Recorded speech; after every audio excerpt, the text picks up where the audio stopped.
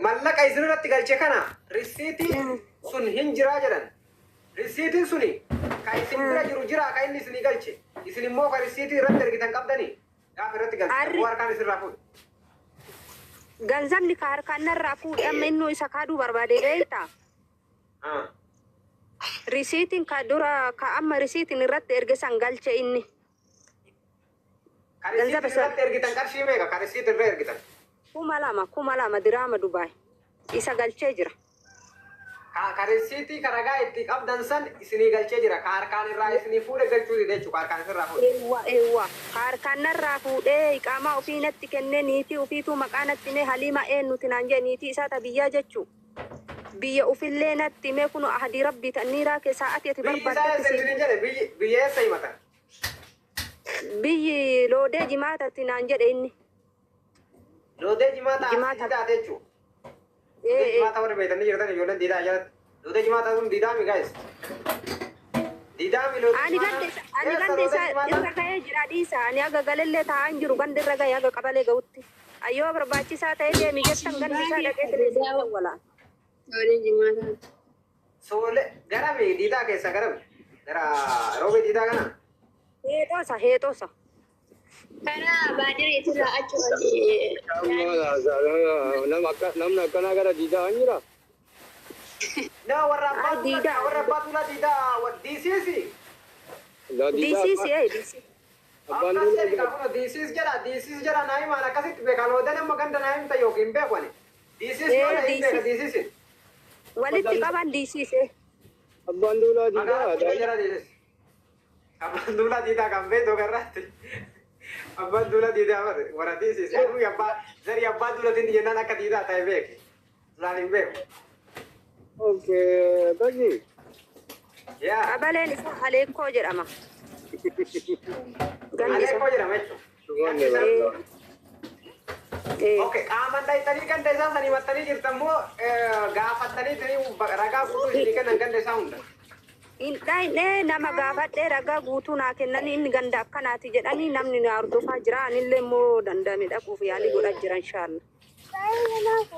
Okay. Isinoo naannoo kam isin fagoodha isaanirraa moo biyya tokko? Laa ani roobe. Roobe diidaa? Kanuma jechuun walitti diisiisi roobe waluu biraa bara?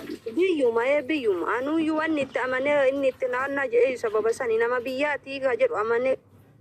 Sababa kana ga'uutti kenne malee akkana beekaa maal godhaaf nyaadha. Gaafa isinirraa fuudhu san mallaa kana homaa rakkoon qabu ijoollee biyyaatii waliin nyaannu jedhee isinirraa fuudhe moo akkam jettanii itti kennitan isin amantanii? Nama walitti isin fide?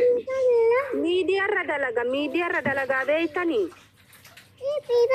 Namoota rakkataa gargaaraa miidiyaa irratti arge malee san beekuu barani. Okay.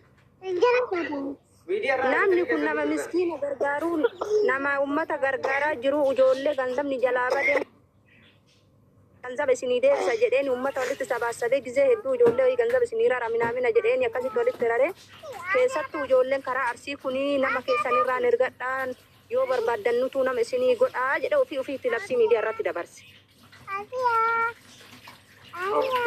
Akkanatti nyaatee jiru ilmaan Oromoo. Akkanatti itti seenee malee ani balleessa waan beekuun. Achiin nama kenna ka jedhu namuu ka maal wannaa jenne ka fuunee itti kennine malee ani nama isallee maysuuf deemuu miti na argitan ani wallaahi billahi lakkoofsa takka barreeffadhee nama beekuu miti wallaahi rabbi shaahida. Anamma kun ijoolleetii yanna bira taa'ee naman na gargaaraa jira uddati banaati waan tokko barreessee hin beeku. Laa'ifii kana sababa isaatirraan baradhe seenuu isa maysee hamba birrii isarra nyaatuu fi dharaan isa maysuu dhiisati. Imana argitan nama maysullee mitiin namni namuma sifuma namaatirraa arga. Garuu ka inni waakkatu kana quraana rabbii qabatee as bahee ummata miidiyaa ka ummata Oromoo kana wajji booyaa bahe kana irratti quraana rabbii qabatee na haa kakatu narraan qabdu jedhe. Wallaahi ani imimmaan keessanittuun sabbara wallaahi billahi. Ummanni na wajji hin booyin hin jiru miidiyaa kanarra Oromoon hundi na wajji cinqamatu ture udda waggaa lamaati jechuudha. Wallaahi billahi. Ani isin durallee wanni an fixadhus hin jiru naa dhumtullee ummata Oromoo wajji haftullee ummanni Oromoo naa beekee hafu argadhus ummanni Oromoo akkuma imimmaa kiyya qoodate san argadhus gammachuu kiyya akkanarraa qoodatu abdii guddaa qaba jechuudha. Wanni isin naa beekuu qabda.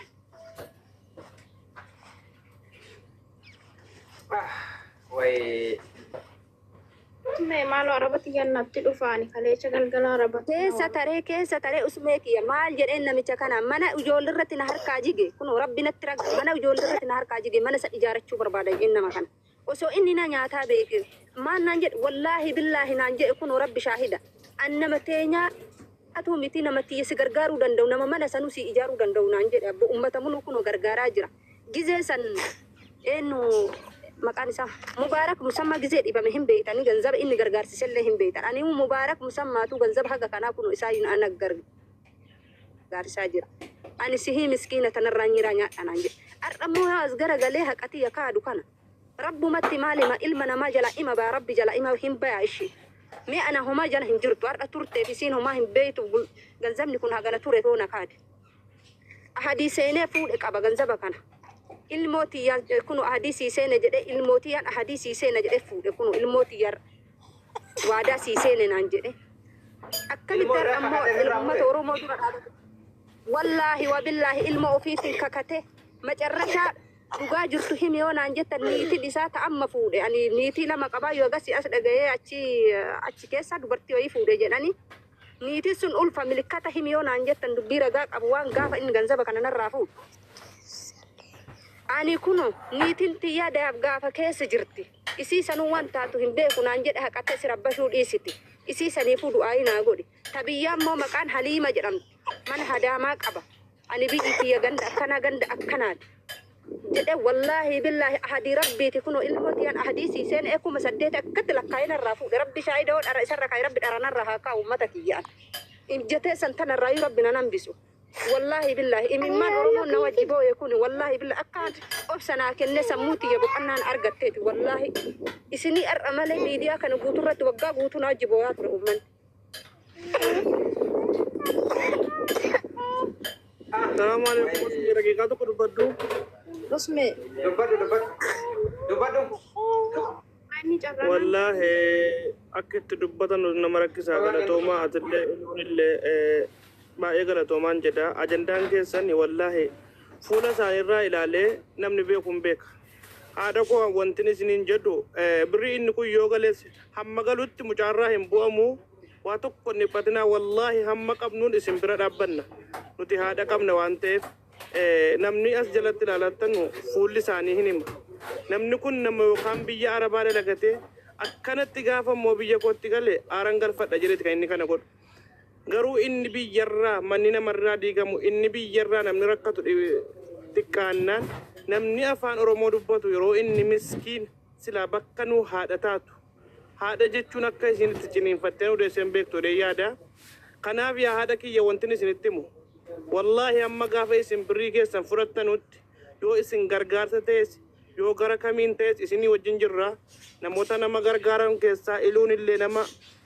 namu maka keessanii bira dhaabbatudha haddas boris elu yoo gareellee nu hidhuu ta'e isa kana mucaa gosa tokkotti baafnee kaane waan goone tokko gochuu fi qabna haadha keenya kana baay'ee garaana nyaatee jiran jedha usme wantin isinitti himu nasriyaan olee kaleessa dubbataa ture gaafataa ture nan kenna jedheenii ture otuu nasriyaan olees gaafattanii baay'ee bareedaadha nasriin baay'ee jara kanatti siqata waan ta'eef gaafanneetiin turre ila asirratti waan siimu abbaan abdallaatu nama hedduu walitti dhiyaataniini kaleessa maan nuun jedhee deeme anatu fixa anatu gaafateetiin isinii fidaa jedhe kiyyaan keessan nama takkan keessummeessa obboleesso miidiyaa irratti waan argateef nasrii aanolee kaamiraa duratti afaan nagaa dubbata namichi afaan abbaa duulaa guddaadha digalee namaattuu beekamaa imbaasii keessa dalagaa nama turedha nama warra seeraa kana keessa dalagaa ture nama